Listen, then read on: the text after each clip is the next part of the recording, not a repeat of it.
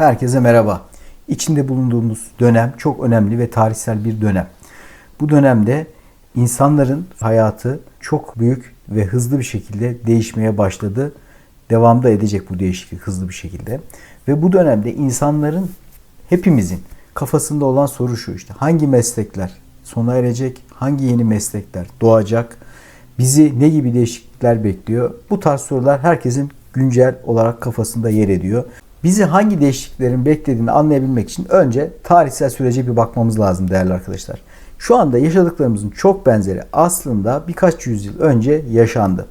Buhar makinesinin icadından önce insanlar yoğunlukla çiftçilik veya hayvancılıkla uğraşıyorlar. Atölyelerde üretim yapan zanaatkarlar da unutmamak gerekir. Buradaki çalışan sayısı azdı ve üretim çok kısıtlıydı değerli arkadaşlar. Bunlara ek olarak rüzgar gücüyle ya da su gücüyle çalışan değirmenler, bunlar da genelde rüzgarı çok alan tepelik yerlerde ya da akarsular, yani debisi yüksek, hızlı akan, güçlü akan akarsuların kenarlarına kuruluyordu. Her yere kurulamıyordu. Dolayısıyla üretim bu değirmenlerin olduğu yerlerdeydi değerli arkadaşlar. Yani kırsal kesimdeydi ağırlıklı olarak. Atölyelerde tabii ki buna benzer olarak atölyelerin çoğu da bu değirmenlere yakın yerlerde yapılıyor idi. 17. yüzyılın sonunda bir İngiliz tarafından buhar makinesi icat ediliyor değerli arkadaşlar. Bu işte bizim sanayileşme devrimi dediğimiz devrimi tetikleyen teknolojik ilk icat. Buhar makinesinin icadıyla birlikte üretim daha hızlı,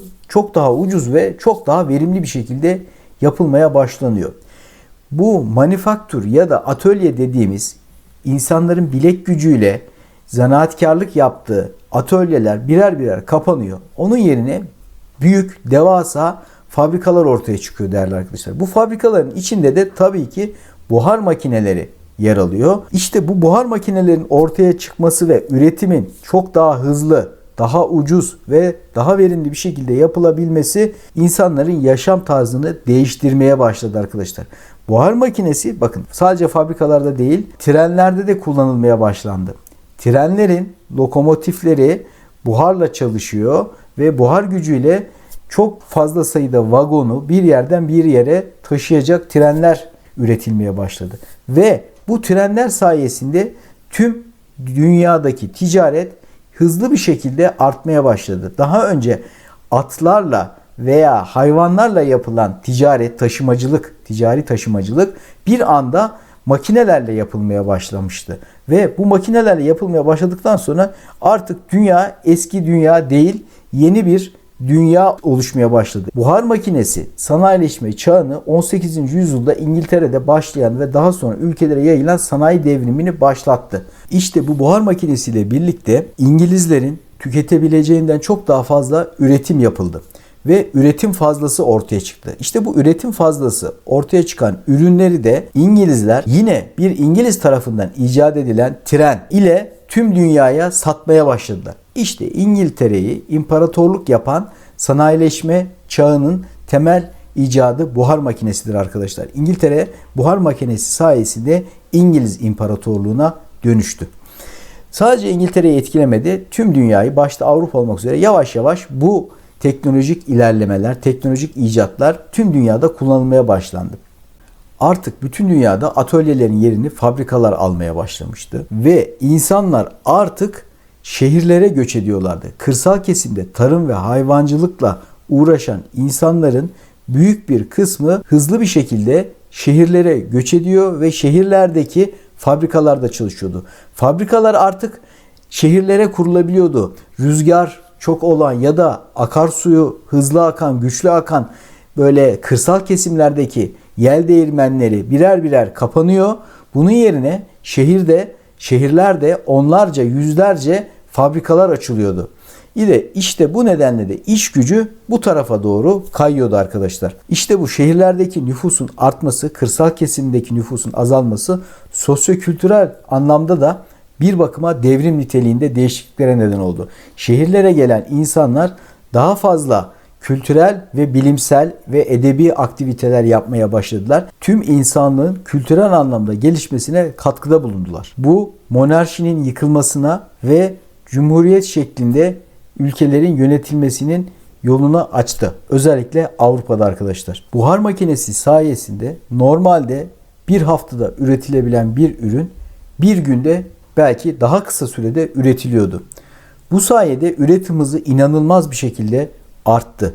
Trenler de bu üretilen ürünler taşınıyor idi. Çok yüksek hızda üretim olup üretilen ürünlerin tüm dünyaya tren yollarıyla, trenlerle gönderilme süreci başlandı. Bu şekilde hızlı bir ticari süreç ve üretim süreci başladığı için tüm dünyada bu üretim modelini benimseyip herkes fabrika kurup tren hatları kendi ülkesine kurmaya başladı. Bir ülke ne kadar erken sanayileşiyorsa o kadar hızlı zenginleşiyordu. Bakın analoji yapacağız arkadaşlar biraz sonra yapay zeka ile ilgili ama çok benziyor. Yani ne diyorum bakın, bir ülke ne kadar hızlı sanayileşiyorsa, ne kadar hızlı şekilde fabrikalar kuruyor, ne kadar hızlı şekilde ülkesine demir yolları döşüyorsa o kadar zenginleşiyor ve diğer ülkelere göre daha ileride oluyordu. İşte arkadaşlar yapay zeka çağında da aslında buna çok benzer şeyler olacak. Günümüzün buhar makinesi Generative Artificial Intelligence dediğimiz üretken yapay zeka arkadaşlar. İşte ChatGPT dediğimiz bizim kullandığımız ya da bu GPT modelleri dediğimiz Google'ın Gemini gibi, Microsoft'un Copilot gibi araçlar, bunların hepsi üretken yapay zeka sınıfına giriyor. Yani bunların genel adı Generative Artificial Intelligence. Üretken yapay zeka deniyor arkadaşlar buna. Günümüzün buhar makinesi budur. Üretken yapay zekadır. Peki neden günümüzün buhar makinesi üretken yapay zeka? Bu kadar büyük bir değişiklik mi? Neden? Bunu yol açan şeyler nedir? Sebepleri neler bunlar? Bunun sebebi arkadaşlar, bunların altında yatan Large Language Model denen, LLM denen bir teknoloji var. Bu teknolojiyi kullandıkları için üretken yapay zeka günümüzün buhar makinesi diyoruz. Peki bu büyük dil modelleri, yani Large Language Models dediğimiz, neden bu kadar büyük bir icat olduğu düşünülüyor?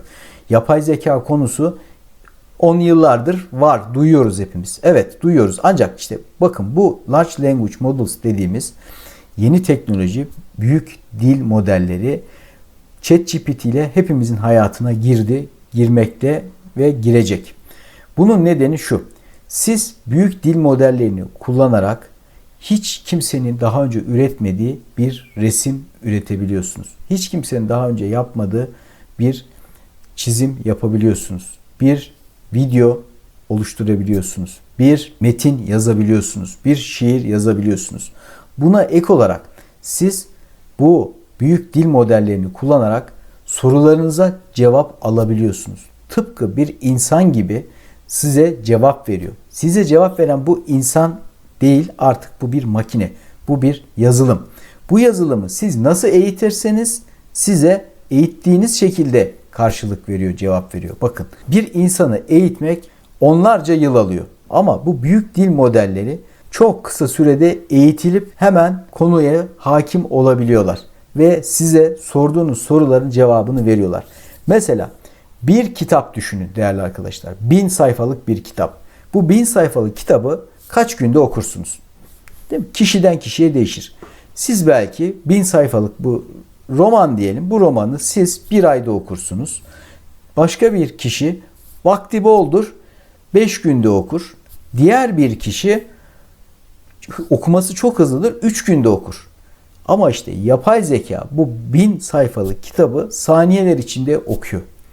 Düşünebiliyor musunuz arkadaşlar? Yani saniyeler içinde okuyor ve bu kitapla ilgili soru sorduğunuzda size cevap veriyor. İşte bu üretken yapay zekayı bugünün buhar makinesi dememizin nedeni bu değerli arkadaşlar. Yani bu daha önce yoktu. Yapay zeka çalışmaları evet dünyada yapılıyordu, ancak bu büyük dil modelleri bu kadar verimli sonuç üretemiyorlardı. İlk kez OpenAI ile birlikte GPT-3 ve GPT şu anda en son versiyon 4. GPT-4 ile birlikte muazzam bir teknoloji kullanımı ortaya çıktı arkadaşlar. Bir konuda çalışırken takıldığınız bir yer oluyor mutlaka. İşte takıldığınız bu yeri sormak istediğiniz zaman ya iş yerinde kıdemli bir arkadaşınıza ya da yöneticinize danışıyorsunuz, değil mi? Ama her zaman da danışamıyorsunuz. Vakti olmayabiliyor. Siz çekinebiliyorsunuz. İşte bakın, yapay zeka modelleri, bu büyük dil modelleri sayesinde artık böyle danışmaktan çekinmenize gerek yok. Direkt soracaksınız, açacaksınız ChatGPT ya da benzeri GPT modellerini. Bana şu konuda şurada takıldım, bunu bana açıklar mısın dediğiniz zaman size açıklıyor. Özel bir konuysa eğer o özel konuda eğiteceksiniz. Mesela ChatGPT'nin bünyesinde olmayan özel bazı bilgilere ihtiyaç var. O bilgileri önceden ChatGPT'ye yüklediğiniz zaman mesela metinler yüklenebiliyor arkadaşlar. Bizim kursumuzda da göreceğiz bunu. Bir dokümanı ChatGPT'ye yükleyebiliyorsunuz. Mesela derste göreceğiz. Kitap yükleyeceğiz. Bir kitabı yükleyeceğiz ChatGPT'ye. Kitaba diyeceğiz ki daha sonra bunun özetini çıkar diyeceğiz. Bize özetini çıkaracak. Buradaki mesela bu kitaptaki baş karakterleri yazdır diyeceğiz. Yazdıracak. Bunun gibi siz de iş hayatınızdaki şeyleri düşünün. Dosyaları düşünün. Bu dosyaları okumanız gerekiyor, anlamanız gerekiyor. Çok uzun vakit alıcı şeyler ve vaktiniz yok diyelim. İşte bakın bunları ChatGPT'ye yükleyip soru sorduğunuz zaman size cevap verecek. Ve sizin iş yapma sürenizi inanılmaz ölçüde kısaltacak. Bu da sizin verimliliğinizi artıracak. Yapay zekanın en önemli artısı bu. Size yardımcı oluyor arkadaşlar. İşte ChatGPT örneğini kursumuzda göreceksiniz. Sorular soruyorsunuz. Size cevap veriyor. Sizin yerinize araştırma yapıyor. Sonuçlarını getiriyor. İnceliyor. Kıyaslıyor. Bunların hepsini yapabiliyor. Ayrıca bakın bu büyük dil modellerinin bir avantajı da ne? Aslında bahsettim az önce. Hiç dünyada var olmayan kimsenin yapmadığı bir resmi çizebiliyor. Kimsenin yazmadığı bir şiiri yazabiliyor. Özgün ürünler ortaya çıkarabiliyor. Bu da bir diğer artısı arkadaşlar. Yani bu büyük dil modellerinin çığır açan, böyle devrim yapan nitelikteki iki tane özelliği. Bir tanesi özgün ürünler ortaya çıkarabilmesi, bir diğeri ise sizlere işinizde yardımcı olması, eğitilebilmesi ve eğitildiği konu üzerinde bilgi sahibi olup sizlere destek vermesi, insanlara destek verebilmesidir. Mesela bakın şu gördüğünüz, ekranda gördüğünüz resimler tamamen yapay zeka tarafından yapılmış ve unique, yani dünyada eşi benzeri olmayan çizimlerdir. Bu çizimleri biz DALL-E modeli kullanarak yapay zekaya yaptırdık ve bu resimlerden dünyada başka yok. Eşi benzeri yok. Yapay zeka çağında bizi neler bekliyor? Aslında ben anlattım, sizler de kafanızda yavaş yavaş tahmin etmeye başladınız. Hangi meslekler bitecek, hangi meslekler kalacak? Bunları sizin kurs sonunda kendi değerlendirmenize bırakıyorum. Ben kesinlikle yorum yapmayacağım arkadaşlar. Siz bu kursu bitirdiğinizde hangi meslekler bitecek, hangi yeni meslekler belki doğabilecek, bunları kendiniz tahmin edebiliyor olacaksınız. Bunun dışında bizi neler bekliyor? Bunun dışında arkadaşlar yapay zeka çağında çok yoğun bir şekilde robotlar bizi bekliyor. Bunun dışında az önce anlattığım gibi ChatGPT ve benzerlerinin iş hayatına yoğun bir şekilde girmesi bizi bekliyor. Şu anda belki tek tük kullanan iş yeri vardır Türkiye'de. Yurt dışında hızlı bir şekilde artarak ilerliyor. Türkiye'de de yavaş yavaş böyle kullanan vardır ama ilerleyen dönemlerde çok fazla, çok yoğun miktarda kullanılması bekleniyor. Ayrıca ne oluyor? Şöyle bir durum ortaya çıkıyor arkadaşlar. Siz yapay zeka ve ChatGPT benzeri modelleri kullanırken verimliliğiniz gerçekten çok büyük oranda arttığı için herhangi bir işe girerken yapay zeka konusunda bilgili, ChatGPT konusunda bilgili, prompt engineering konusunda bilgili olma ön şartı gelecek. Yakın zamanda bu tarz şartlar gelebilir arkadaşlar. Çünkü bu insanların verimliliğini artırıyor. Her şirket verimli ve üretken insan ister. Yani 3 birim zamanda yapılacak işi 1 birim zamanda yapabiliyorsanız sizi işe alır. Başkasının yerine sizi işe alır. Siz de bunu yapmak için ChatGPT benzeri GPT modellerini kullanmayı öğrenirseniz sizin işe girişte şansınız artacaktır. Devam edelim. Yani bizi ne bekliyor? Bir de bizim açımızdan da bakmaya çalışıyorum buna. Söylemeye çalışıyorum size. Sizler açısından, hepimiz açısından. Ulaşım ve iletişim. Otonom araçlar yaygınlaşacak ve trafik daha güvenli ve daha verimli hale gelecek arkadaşlar. İletişim daha da kişiselleşecek ve artırılmış gerçeklik ve sanal gerçeklik teknolojileri yaygınlaşacak. VR gözlükleri şimdiden daha herkesin gözünde orada burada görmeye başladık. Uzaktan çalışma ve eğitim daha yaygın hale gelecek. Eğitim sırasında arkadaşlar birebir yüz yüze eğitimde öğretmene bir şey soruyorsunuz. Öğretmen size cevap veriyor. İkinci şeyi soramıyorsunuz belki. Neden? Sınıf ortamındasınız. Başkalarının vaktini çalmak istemiyorsunuz. O yüzden soramıyorsunuz belki ama işte bakın yapay zeka ile birlikte uzaktan eğitim ve bu yapay zeka ile eğitim karşımıza çıkacak. Şöyle bir şey olacak. Tabii ki yine bir eğitmeniniz olacak. Ancak takıldığınız yerleri ChatGPT'ye sorup cevabını alacaksınız. Bazı meslekler ortadan kalkacak. Bunların hangisi olacağını ben söylemeyeceğim. Siz tahmin edeceksiniz arkadaşlar kurs sonunda. Bunun yanı sıra da yeni iş imkanları, yani yeni meslekler de ortaya çıkacak arkadaşlar. Evet, bu şekilde arkadaşlar bizim yapay zeka çağında bizi neler bekliyor, daha önce neler oldu, bunlardan kısaca bir bahsettik. Tarihsel sürece baktık. Buhar makinesinin tüm dünyayı ve insan hayatını, toplumları nasıl etkilediğini anlattım sizlere.